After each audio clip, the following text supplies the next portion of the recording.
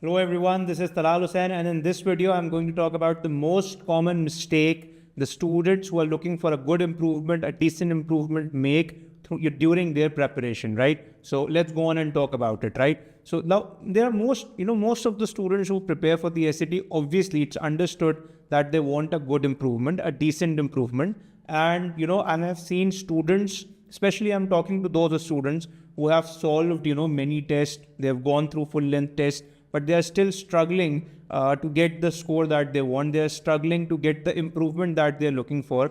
They are, even after going through the concepts, even after going through, solving the tests and, going through everything and, solving those questions on the college board question bank, maybe they have done everything, right? Or they have done most of the things and still they're struggling to get that improvement. I'm talking to especially those students, right? Now, what is going wrong? There is one mistake that students, they tend to, because maybe they're oblivious of the fact that this is very important, or, whatever the reason may be, but this is one mistake that students, often make, because of which, they don't get the improvement that they deserve or they should get, right? Now, I'll not keep it, a surprise anymore. And that mistake is not analyzing the score report, right? As cliched as it sounds, the score report is one of the most important elements that can get you the improvement that you're looking for. Why? Because this score report tells you where you are faltering.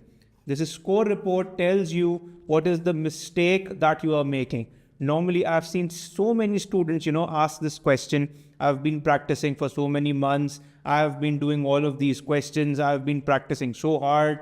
I have done the hard questions. I've done the easy questions, the medium questions. I've done all the topics, but still I'm not getting that improvement. How should I get that improvement? Now, the focus is to get on the, to get the improvement, while, it should be on how you can get it, right? So how is very important. And this how you can only get from the score report, right? So the score report basically tells you where you are faltering. Now, what I mean by that? Now, you have 4 components. For example, if I talk about the reading and writing part, you have 4 components. You have craft and structure, you have information and ideas, you have standard English conventions, and then you have expression of ideas. So you have these 4 components. Once you solve the test and once you look at your score report, the score report tells you the score that you get on each of the components, right? So once you look at and you analyze that score report, you understand that the part in which you are faltering.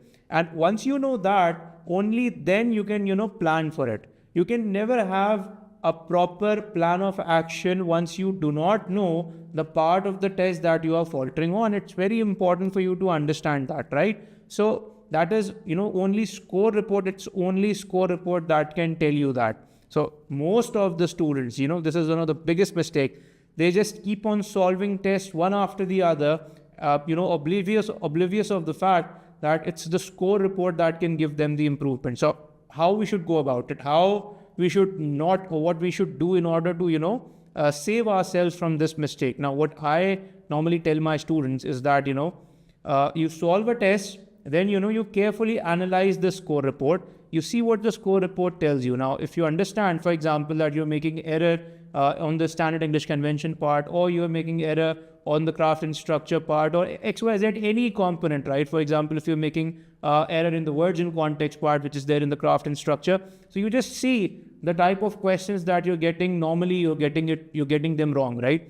Once you know them, for example, you identified 3 or 4 types of questions that you're normally or frequently getting wrong. What you can do is you can go back to them topically. You can look at their approaches. You can see how to, work through these questions. For example, if it is a standard English conventions, you can just, go back to the grammar rules, and after going back to the grammar rules, you can go through all of them. You can go through subject of agreement, pronouns, XYZ, all of those rules, and get yourself stronger on it, and then come back again, and then hit that test and consciously try to avoid those mistakes that you were making previously. Now, the problem is, because the students do not analyze the score reports, because they do not know the part that they are faltering on, when they go on to the next test, they are not conscious of the fact that, that is the particular part that I need to be careful about, right? So for example, if you're going through a test, or if you're going through an exam, any other exam, right? And your weak areas, your weaker areas, you work on them even more, right? And even when you have them on the test, you're very careful when you go through those areas,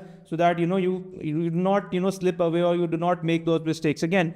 Same goes for the SAT. So if you want that improvement, if you want to work hard, and if you want that improvement, if you want that 1500, if you want that 1400, whatever your score is, if you want that improvement of 200, 300 points, it's very important that you work on your score report. You can solve 6 tests, 7 tests, 10 tests, 15 tests, full length tests, and even then, not get an improvement that you're looking for, because you don't know the problem, right? So before trying to get to that improvement, analyze after every test what your problem is, and then work on it, right?